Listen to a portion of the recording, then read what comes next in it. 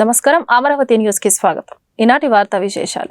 సంపద సృష్టించి పేదలకు పంచాలని ఏపీ సీఎం చంద్రబాబు అన్నారు. సమర్థవంతమైన నాయకత్వం ఉంటేనే అభివృద్ధి సాధ్యమని చెప్పారు. సచివాలయంలో సీఎం అధ్యక్షతన మంత్రులు, వివిధ శాఖల కార్యదర్శుల సమావేశం జరిగింది. ఈ సందర్భంగా పలు అంశాలపై అధికారులకు సీఎం దిశానిర్దేశం చేశారు. గత 5 ఏళ్ల విధ్వంసంతో చాలా వెనకబడిపోయాం. నెమ్మదిగా ఒక్కో సమస్యను అధిగమిస్తూ ముందుకెళ్తున్నామన్నారు. 6 నెలల పాలనలో 12.94% వృద్ధి రేటు కనపడిందన్నారు. ఫైళ్ల పరిశీలనలో వేగం పెంచాలి. వచ్చిన సమస్యలపై త్వరగా నిర్ణయం తీసుకోవాలి. సమస్యలను పరిష్కరించినప్పుడే మంచి ఫలితాలు వస్తాయన్నారు. ఇదేదో కొంతమందిని ఎత్తి చూపడం కాదు, వ్యవస్థ మెరుగుపడాలి. రేపటికి మన ప్రభుత్వం వచ్చి 9 నెలలవుతుంది. గడిచిన 5 ఏళ్ల వైసీపీ పాలనను ప్రజలు అంగీకరించలేదు. మనపై విశ్వాసం పెట్టుకుని భారీ మద్దతు ఇచ్చారు. ప్రభుత్వం ఏర్పాటు చేసినప్పుడల్లా ఏదో ఒక సవాల్ ఉండేది. కానీ 1-2 కాదు, ఇన్ని సవాళ్లు ఎదుర్కోవటం 7 శ్వేతపత్రాలు విడుదల చేశాం. నిర్వీర్యమైన వ్యవస్థలను గాడిలో పెట్టేందుకే ప్రజలు అధికారం ఇచ్చారు. పాలనా వ్యవస్థను గాడిలో పెట్టే ప్రయత్నం చేశాం. స్వర్ణాంధ్ర 2047 ద్వారా లక్ష్యాన్ని నిర్దేశించుకున్నాం. 15% వృద్ధి రేటుతో మన ఆర్థిక వ్యవస్థ సుస్థిరం కావాలన్నారు.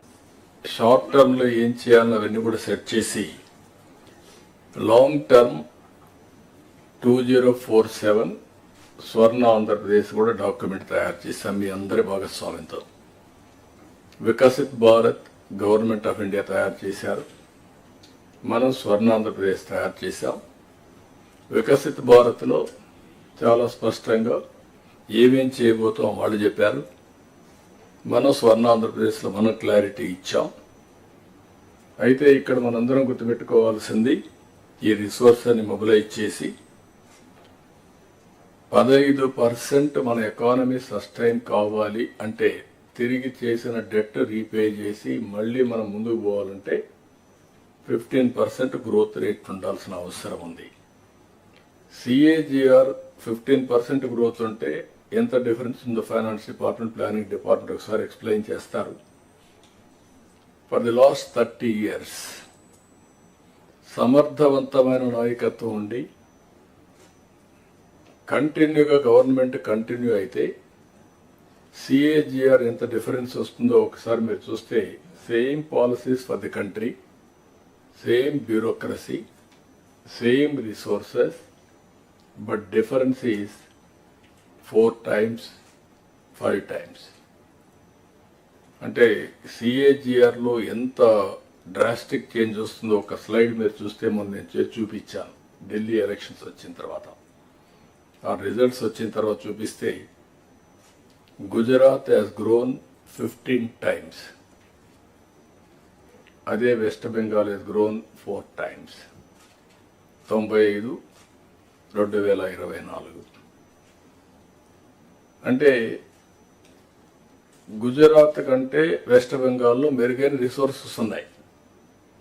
95 కాదు, 97% ఫ్లడ్ వాటర్, గంగానది నీళ్లు. గుజరాత్లో నీళ్లు లేవు, మైక్రో ఇరిగేషన్ పోయే పరిస్థితికి వచ్చారు. అలాంటివన్నీ ఎగ్జాంపుల్స్ ఉన్నాయి. అందుకని ఈసారి మనం టాప్ 10 ప్రిన్సిపల్స్ పెట్టుకున్నాం. అవి కూడా ఇప్పుడే CS గారు చెప్పారు, నేను చెప్పడం లేదు. దీంట్లో కూడా 5 years ఒక angle, 1 year backward integration, clear cut targets. అదే సమయంలో 20 years ఎట్లా రియలైన్ కావడం.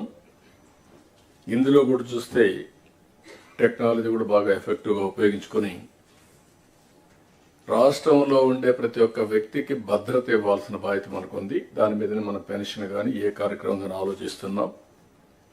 Family as a unit, minimum అవసరమైన house site, house, sustainable water, tap, gas, toilet, అదే మరి వీలైతే ఇంటి పైన సూర్యగార పైన కరెంట్ తయారు చేసుకోవడానికి సోలార్ ప్యానల్స్, ఇవన్నీ కూడా ఇండివిజువల్గా ఇవ్వడం.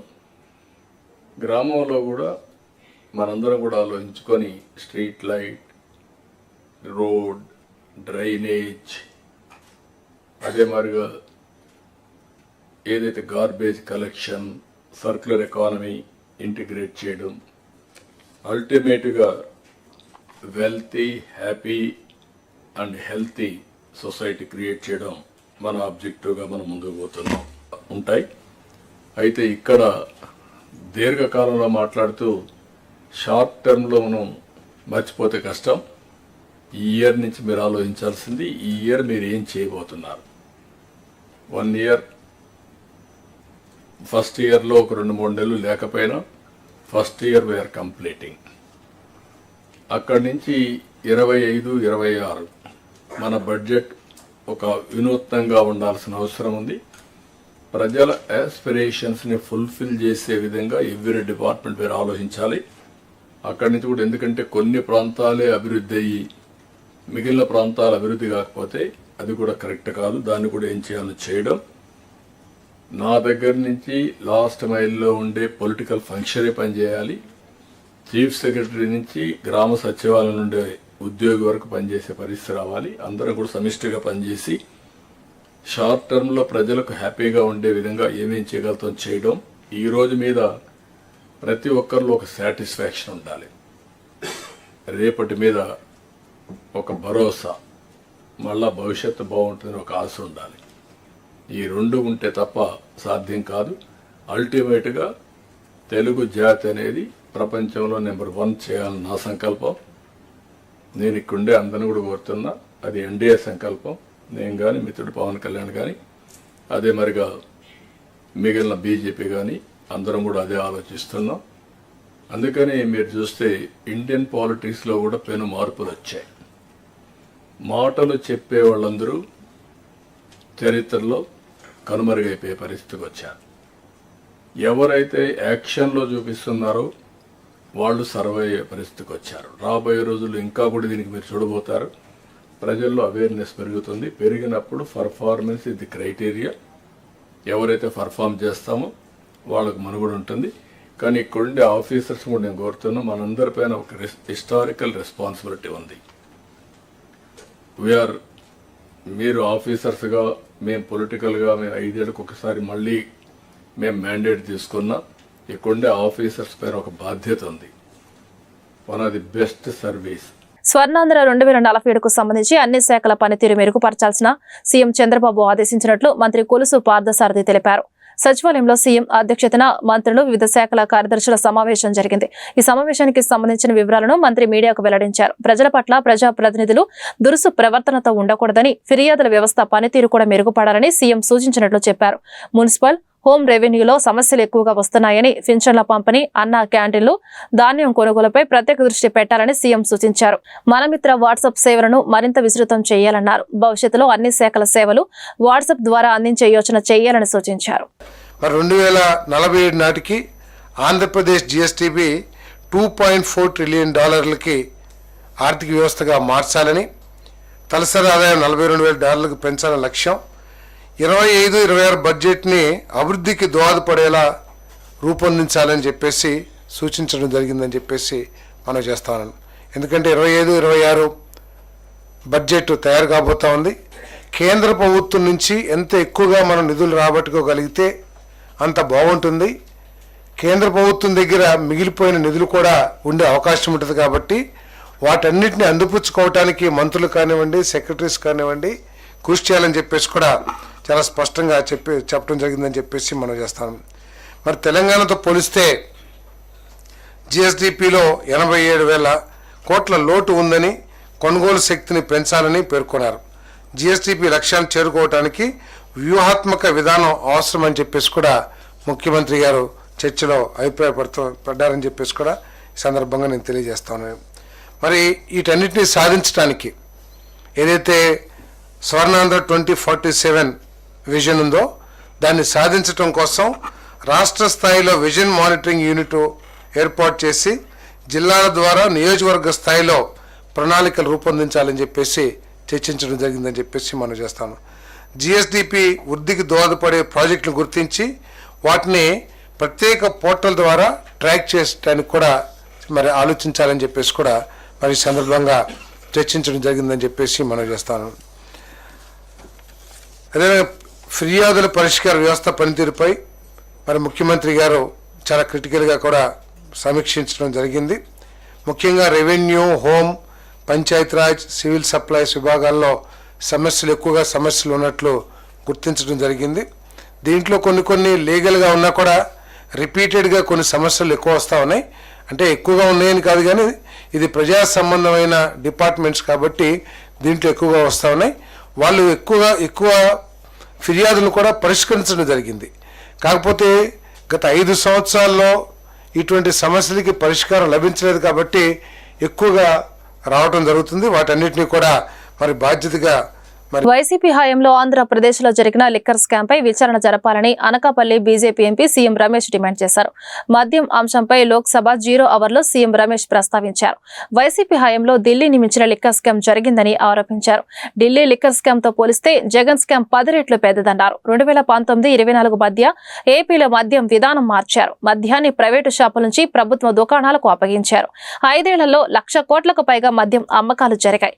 5 ఏళ్ల పాటు మద్యం లావాదేవీలు నగదు తోనే జరిగాయి. మద్యం షాపుల సిబ్బందిని ఒప్పంద పద్ధతిలో నియమించారు. 2,500 కోట్ల ఢిల్లీ లిక్కర్ స్కామ్ కంటే ఏపీలో 10 రెట్లు పెద్ద స్కామ్ జరిగింది అని సీఎం రమేష్ ఆరోపించారు. 2019-24 liquor policy has been changed, sir. Liquor policy has been changed the private shops to government shops. In total 5 years, there is a more than 1 lakh crore rupees sales has been happened. All has been by cash transaction. There is no single digital payment. There is no single digital payment. And all shops employees also in contract basis. Last government, YSR Jagan government has given, sir. Comparatively, Delhi scam 2,500 crores. In Andhra Pradesh, 30,000 crores, 10 times bigger scam. 10 times bigger scam. Nellore జిల్లా కావలిలో stock market online trading పేరిట భారీ మోసం వెలుగు చూస్తుంది. మర్రిచెట్టు గిరిజన కాలనీలో 2 ఏళ్ల క్రితం ఓ భవనంలో కార్యకలాపాలు ప్రారంభించిన కేటగాళ్లు ₹1,00,000 కడితే రోజుకు 6,000 ఇస్తామంటూ నమ్మబలికారు. అత్యాశకుపోయిన ప్రజలు వారి మోసాలు గ్రహించలేక లక్షల్లో సమర్పించుకున్నారు. కమిషన్ ప్రతిపాదికన ఏజెంట్లను కూడా నియమించుకొని కావలి చుట్టుపక్కల గ్రామాల్లో చాలా మందికి ఎరవేశారు. కొందరు స్థిరాస్తులు కూడా విక్రయించి డబ్బులు డిపాజిట్ చేశారు. ప్రజా సమస్యల పరిష్కారంపై ఆసక్తి లేదు కాబట్టి జగన్ అసెంబ్లీకి రావడం లేదని ప్రభుత్వ చీఫ్ విప్ జీవి ఆంజనేయులు విమర్శించారు. శాసనసభని యమావళి క్రమశిక్షణపై అవగాహన కల్పించేందుకు ఏర్పాటు చేసిన ఓరియంటేషన్ కు ఆయన రానడం సిగ్గుచేటని విమర్శించారు. ఆయన తిరిగి అధికారంలోకి రావడం అనేది భ్రమే అన్నారు. పగటి కలలు మానుకోవాలని హితవు పలికారు. అధికార పార్టీ బాధ్యత, ప్రతిపక్ష పార్టీ బాధ్యత రెండు కూడా మా మీద పడ్డది. ఈరోజు ఇంటి దగ్గర నుండే క్వశ్చన్లు అడుగుతాను. నేను అసెంబ్లీకి రానని మాట్లాడుతున్నాడు జగన్మోహన్ రెడ్డి. ఇది ఎంతవరకు సమంజసమని అడుగుతాను. ప్రజలు గెలిపించింది దేనికి? ప్రజా సమస్యల గురించి అసెంబ్లీలో మాట్లాడడానికే కదా. మరి ఈరోజు సభకు రానంటే ప్రజాస్వామ్యం అంటే చిన్న చూపు. సభ యొక్క విలువ తెలియనటువంటి వ్యక్తులు ఈ విధంగా మాట్లాడటం చాలా విడ్డూరంగా ఉంది. మేము అడుగుతున్నాం, రండి అసెంబ్లీకి రండి. మీరు ఏ ప్రశ్నలు అడిగినా ఖచ్చితంగా దానికి సమాధానం చెప్పడానికి, ఆ విషయం మీద చర్చించడానికి ప్రభుత్వం సిద్ధంగా ఉంది. మరి ఎందుకు రారు? మీరు భయపడుతున్నారు కాబట్టే ఈరోజు జగన్మోహన్ రెడ్డి అసెంబ్లీకి రావట్లేదు. ప్రజలు ఇవ్వనటువంటి ప్రతిపక్ష నాయకుడు విలువ హౌస్ ఎలా ఇస్తుంది? కనీసం ఇంగిత జ్ఞానం కూడా లేదు. జనం కోసం ఎప్పుడు జగన్ పనిచేయాల. ఒక నియంత పోకడలు పోయాడు కాబట్టే ఈరోజు జగన్కి ఈ పరిస్థితి వచ్చింది. 2.0 అంటే ఈసారి ఆ 11 సీట్లు కూడా ఉండవనేదే దాని అర్థం. రైతులను మోసం చేసిన విజయభాస్కర్ ట్రేడర్స్ పై చర్యలు తీసుకోవాలని మిర్చి యార్డ్లో రైతులు ఆందోళన మిర్చి కొనుగోలు చేసి డబ్బులు ఇవ్వకుండా ప్రామిసరీ నోట్లు ఇచ్చిన వ్యాపారులు, డబ్బులు ఇవ్వకుండా తీసుకుంటున్న మిర్చి వ్యాపారులు గోపు శ్రీనివాసరెడ్డి, కిషోర్ రెడ్డి డబ్బులు అడిగితే రౌడీల చేత దాడి చేయించారని ఆరోపణ. వ్యాపారుల లైసెన్సులు రద్దు చేసి న్యాయం చేయాలంటున్న రైతులు. మిర్చి యార్డ్ సెక్రటరీ కార్యాలయం వద్ద ఆందోళనకు దిగిన రైతులు. మార్కెట్ యార్డ్ ఉన్నత శ్రేణి కార్యదర్శి చంద్రికను కలిసి వినతి పత్రం సమర్పించిన బాధిత రైతులు. వ్యాపారులపై విచారణ చేసి చర్యలు తీసుకుంటామని తెలిపిన కార్యదర్శి చంద్రిక. మేము మిర్చి రైతులం. మిర్చి అమ్ముకొని కొట్లో గోపిరెడ్డి శ్రీనివాసరెడ్డి కొట్లో అన్ని డబ్బులు వచ్చాయండి. మాకు డబ్బులు వస్తే 8,00,000 వస్తే 1,50,000 డబ్బులు ఇచ్చి 10 లక్షలు నేను డబ్బులు ఇచ్చుకుంటా, ₹2 వడ్డీ మీద ఇంట్రెస్ట్ మీద. తర్వాత నీకు ఇత్తనాల టయానికి నీకు ఇత్తనాలకి డబ్బులు ఇస్తామని సరేనని మేము కూడా ఇచ్చాము. ఇప్పుడు అవసరం లేదని తీరా మోసి 1 నెల కింద డబ్బులు అడిగితే మా మీదకి దౌర్జన్యంగా రౌడీలను తీసుకొచ్చి కొట్టించి గోపిరెడ్డి శ్రీనివాసరెడ్డి నేను కాదు నోటు రాసింది, సగిలి కిషోర్ రెడ్డి అతను లేడు, నాకు సంబంధం లేదు ఇప్పుడు డబ్బులతో అన్నాడని. వాళ్ళ ఊళ్ళో కలిసి ఊళ్ళో డబ్బులు ఇచ్చిన రైతులు కాడ కమ్మగా గోపిరెడ్డి శ్రీనివాసరెడ్డి డబ్బులు వసూలు చేసుకుంటున్నాడండి. మా డబ్బులు నాకు సంబంధం లేదని ఎగ్గొట్టే ప్రయత్నం చేస్తున్నాడండి. ఎంత ఇవ్వాలి మీ అందరికి? మా అందరికి తలా 10 లక్షల కాడికి ఇవ్వాలండి. మొత్తం ఎంతమంది? 50 లక్షలు. 5గురం అండి వచ్చారు. ఇప్పుడు 5 వచ్చారు. ఏంటి ఏం చేస్తున్నారు? 5గురం కలిసి ఇది ఇప్పుడు సెక్రటరీ గారికి చెబుదామని వచ్చామండి. పల్నాడు జిల్లా అచ్చంపేట మండలం అండి. మేము మిర్చి పంట వేసి మిర్చి పండిస్తూ ఉంటామండి. ఇట విజయ భాస్కర్ రైడర్స్ అని సంగలి కిషోర్ రెడ్డి, గోపిరెడ్డి శ్రీనివాస్ రెడ్డి అనే పరం మీదకి తోలుతాం మిర్చికాయలు అమ్ముకుంటూ ఉంటామండి. మిర్చికాయలు పోయిన సంవత్సరం ఇదే సీజన్లో మిర్చికాయలు అమ్మేమండి. మిర్చి కమిషన్ కొట్లో మిగిలిన డబ్బులు మిర్చి కమిషన్ కొట్లో పోయి తీసుకుంటూ ఉంటాం. ఇంకా అక్కడికి వెళ్ళిన తర్వాత మాకే వ్యాపారానికి కావాలని సంగలి కిషోర్ రెడ్డి, గోపిరెడ్డి శ్రీనివాస్ రెడ్డి మా వ్యాపారానికి కావాలి, మాకు ఇక్కడే ఉంచండి డబ్బులు, మేము మీకు సీజన్లో కావాలంటే విత్తనాలు సీజన్లో ఇస్తామని చెప్పి మమ్మల్ని నమ్మించారు. మేము కూడా సీజన్లో తీసుకుందామని చెప్పి సంగిల్ కిషోర్ రెడ్డి, గోపిరెడ్డి శ్రీనివాస్ రెడ్డికి ఉన్న డబ్బులు వాళ్ళే ఉంచుకున్నారండి షాపులో కమిషన్ కొట్లో. ఉంచుకున్న తర్వాత మాకు ప్రామిసరీ నోట్లు రాసిచ్చారు. 5గురికి 5 పొద్దులు 50 లక్షల లెక్క, తలా 10 లక్షల లెక్క 50 లక్షలు రాసిచ్చారు. మేము సీజన్లో 6 నెలల కాలం నుంచి విత్తనాలకు కావాల్సిన సంగిల్ కిషోర్ రెడ్డి, గోపిరెడ్డి శ్రీనివాస్ రెడ్డికి ఫోన్ చేస్తూ ఉన్నాం. ఫోన్ చేస్తుంటే ఇవాళ అమ్ముతాం, వస్తాయి అని చెప్పుకొచ్చారండి. ఇద్దరు దగ్గర వచ్చిన తర్వాత 10వ నెలలో సంగిల్ కిషోర్ రెడ్డిని బయటకు పంపించండి. గోపిరెడ్డి శ్రీనివాస్ రెడ్డి బయటికి పంపించి, గోపిరెడ్డి శ్రీనివాస్ రెడ్డిని బయటికి పంపించి, ఇక్కడ మేము ఇంకా ఫోన్ ఎత్తట్లేదని ఇంకా ఆవుతున్నా వెళ్ళి కమిషన్ కొట్టు కాడికి పోతే మేము రైతులు కలిసి అతను మమ్మల్ని చూసి షాపులో నుంచి బయటకు వెళ్ళిపోయి ఏపీని దోచేసి అప్పులు కుప్పగా మార్చారు. పత్తిపాటి పుల్లారావు నేరమయ్య రాజకీయాలపై దేశ అత్యున్నత న్యాయస్థానం వ్యాఖ్యలు వైసీపీకి చెంపపెట్టు అని చిలకలూరుపేట ఎమ్మెల్యే పత్తిపాటి పుల్లారావు అన్నారు. హత్య రాజకీయాల పునాదులపై వైసీపీని జగన్ నిర్మించారని ఆరోపించారు. అవినీతి విధ్వంసం అనే కవచాలతో వైసీపీని కాపాడుకుంటున్నారని చెప్పారు. క్రిమినల్ కేసులున్న వారు పాలకులైతే జరిగే నష్ట ప్రభావం రాష్ట్ర గత 5 ఏళ్లు చవిచూసిందని అన్నారు.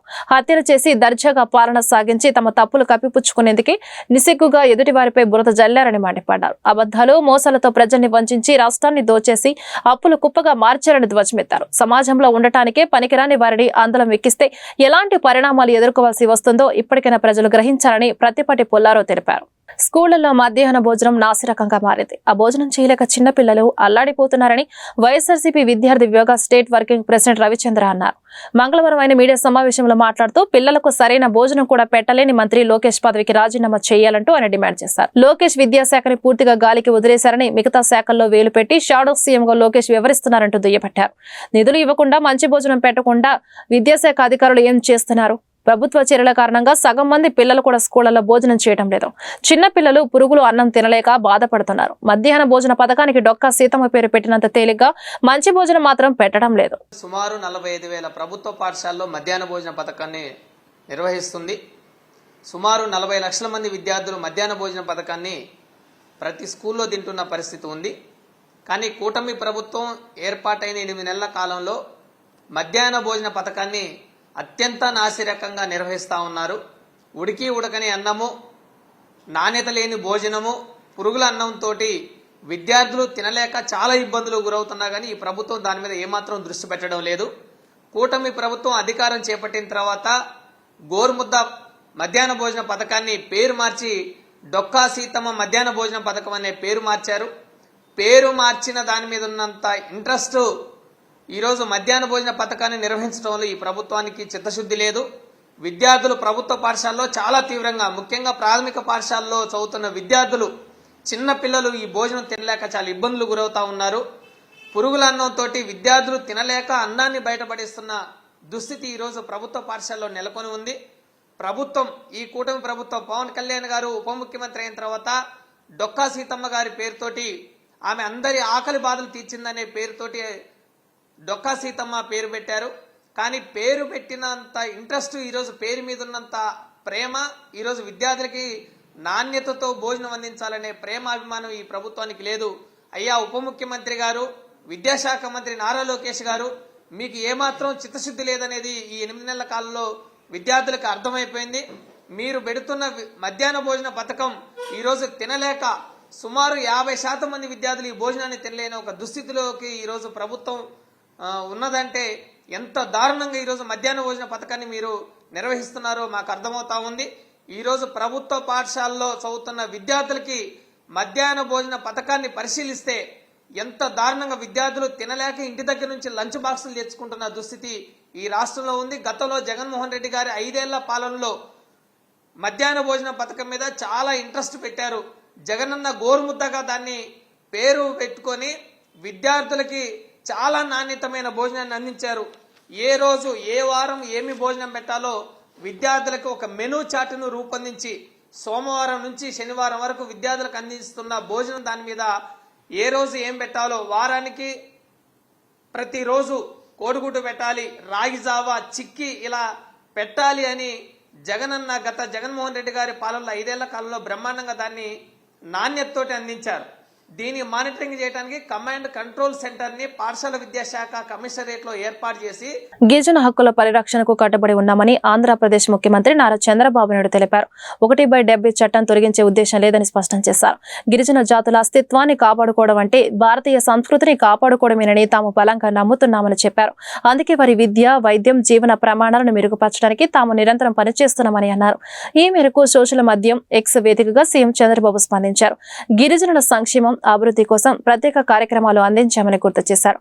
అరకు కాఫీతో సహా ఇతర గిరిజన ఉత్పత్తులకు అంతర్జాతీయ గుర్తింపు తీసుకురావడానికి కృషి చేస్తున్నామని సీఎం చంద్రబాబు స్థానిక ప్రజా ప్రతినిధులకు వైసీపీ ఎప్పుడూ అండగా ఉంటుందని వైసీపీ అధ్యక్షుడు, మాజీ ముఖ్యమంత్రి వైఎస్ జగన్మోహన్ రెడ్డి తెలిపారు.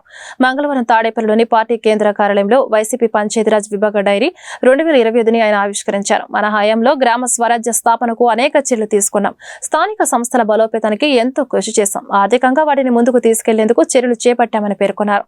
స్థానిక సంస్థల ప్రజా ప్రతినిధులకు వైసీపీ ఎప్పుడూ అండగా ఉంటుందన్నారు.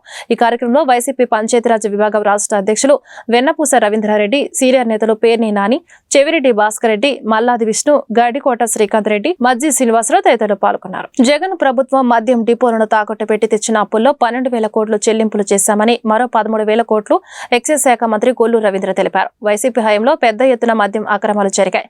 జగన్ ప్రభుత్వం చేసిన తప్పుల్ని ఒక్కొక్కటిగా సరిదిద్దుకుంటూ వస్తున్నాం. గతంలో నకిలీ బ్రాండ్లతో రాష్ట్రంలో మద్యం విక్రయాలు జరిపారు. ప్రస్తుతం రాష్ట్రంలో 150 కొత్త మద్యం బ్రాండ్లను విక్రయిస్తున్నాం. మద్యం నాణ్యత విషయంలో ఎక్కడ రాజీ పడేదే లేదన్నారు. అన్ని రకాల తనిఖీలు చేశాకే రాష్ట్రంలో మద్యం విక్రయాలు చేస్తున్నామని తెలిపారు. ప్రస్తుతం ఏఈఆర్డీ ద్వారా బాటిల్కు 10 రూపాయలు పెంచాం. ఈ పెంపు ద్వారా ప్రభుత్వానికి 100 కోట్ల నుంచి 150 కోట్ల వరకు ఆదాయం వస్తుందన్నారు. అదే సమయంలో రీటైలర్లకు మార్జిన్ పెరుగుతోందన్నారు. త్వరలో నవోదయం కార్యక్రమం ద్వారా అక్రమ మద్యాన్ని అరికడతామని కొల్లు రవీంద్ర తెలిపారు. 90,000 అప్లికేషన్స్ వచ్చినాయి.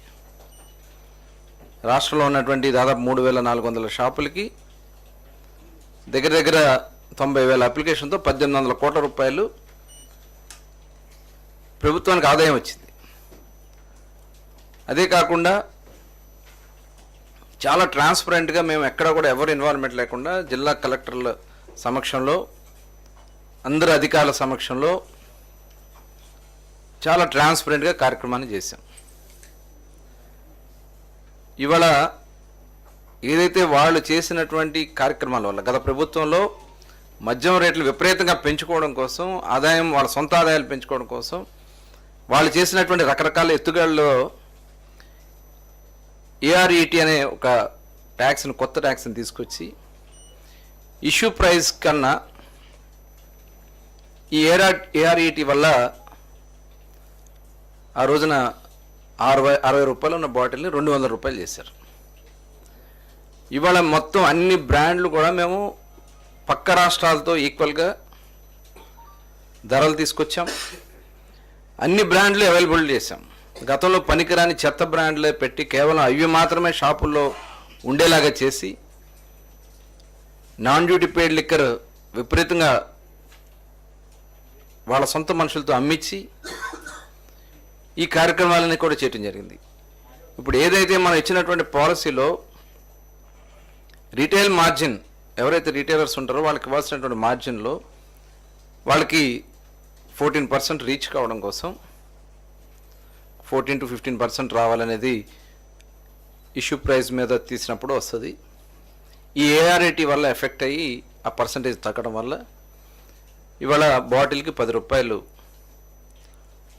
ఏ బాటిల్ అయినా 10 రూపాయలు మాత్రమే కొంత ఇంక్రీజ్ చేయాల్సినటువంటి పరిస్థితి వచ్చింది. దీనివల్ల ప్రభుత్వానికి దాదాపు 100 నుంచి 150 కోట్లు ప్రభుత్వానికి ఆదాయం వస్తుంది. అలాగే ఎవరైతే వాళ్ళ రిటైల్ బిజినెస్ చేస్తున్నారో వాళ్ళకు కూడా వాళ్ళు అనుకున్న మార్జిన్ ప్రకారం రావడం జరుగుతుంది. దీన్ని ఏదో దోపిడీ జరిగిపోతూ ఉంది, ప్రభుత్వం ఆదాయం కోల్పోతా ఉందని తప్పుడు ప్రచారాలు చేసి ప్రజలను తప్పుదారి పట్టించకూడదు. ఇవాళ మీరు చేసినటువంటి పాపాలు, మీరు వసూలు చేసినటువంటి విధానం అవన్నీ కూడా పోయినాయి. కాబట్టి మీకు ఇవాళ రకరకాలైనటువంటి మీ బ్రాండ్లన్నీ, మీరు పెట్టినటువంటి పనికిరాని చెత్త కంపెనీలన్నీ కూడా ఇవాళ క్లోజ్ అయిపోయినాయి. కాబట్టి వాటి మీద విజిలెన్స్ ఎంక్వైరీలు జరుగుతున్నాయి. కాబట్టి వాస్తవాలన్నీ కూడా బయటకు వస్తాయనే భయంతో ఇవాళ ప్రభుత్వం మీద లేనిపోని నిందలేయాలని ప్రయత్నం చేస్తే అది జరగదు జగన్మోహన్ రెడ్డి గారు, అది గుర్తుపెట్టుకోండి. ఇవాళ మేము చేస్తున్నది చాలా పారదర్శకంగా, ఏదైతే మేము ఇచ్చినటువంటి హామీ ప్రకారం గౌడ సోదరుల కోసం ఎవరైతే కల్లు గీత కులాలకు సంబంధించినటువంటి వారు ఉన్నారో వాళ్ళందరికీ కూడా 10% షాపులు ఇస్తామని దాని ప్రకారం 340 షాపులు అలాట్ చేసాం. అవి కూడా మొత్తం అప్లికేషన్స్ కానీ అన్నీ కూడా రావడం జరిగింది. ఎస్సీ రిజర్వేషన్ల వర్గీకరణకు అనుకూలంగా తీర్మానం చేసినందుకు సీఎం రేవంత్ రెడ్డికి ఎమ్మెల్యేలకు ఎంఆర్పీఎస్ వ్యవస్థాపకుడు మందకృష్ణ ధన్యవాదాలు తెలిపారు. మంగళవారం సీఎం రేవంత్ తో భేటీ అనంతరం ఆయన మీడియాతో మాట్లాడారు. జస్టిస్ షమీం అఖ్తర్ నివేదికపై ప్రభుత్వానికి కొన్ని సూచనలు ఇచ్చినట్లు తెలిపారు. ఎస్సీలను 1, 2, 3 గ్రూపులుగా కాకుండా A, B, C, Dలుగా వర్గీకరించారన్నారు.